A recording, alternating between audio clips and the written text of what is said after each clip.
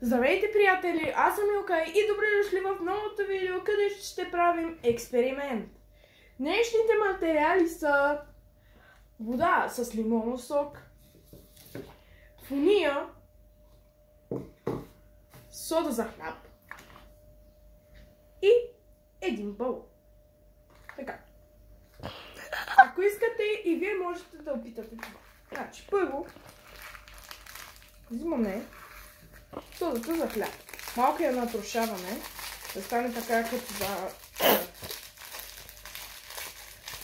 Добре. Готово. Така. Балона го разширяваме малко и му слагаме в фунията.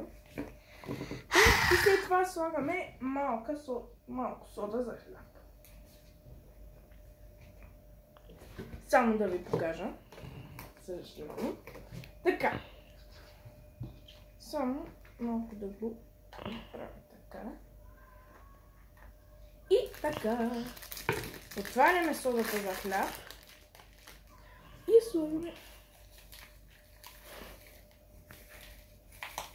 Слагаме малко.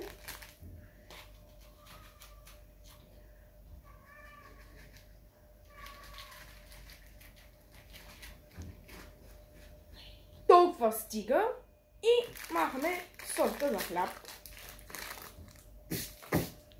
Малко да изчистим. Сега махаме фунията. Не го видяхте. И сега отваряме нещето. Добре, отворихме го. И сега да видим дали балона ще се надуе. Чакайте. Че тук е много. 3, 2, 1.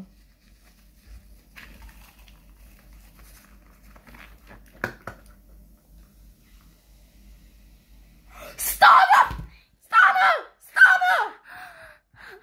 Хора, и както видяхте, стана това.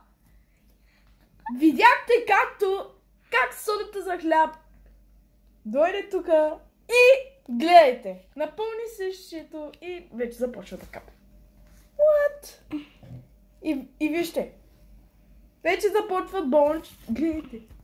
Балончетата вече започват да се издигат.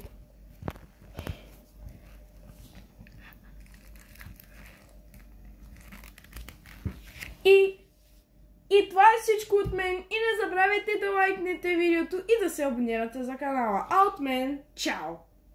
И както мене.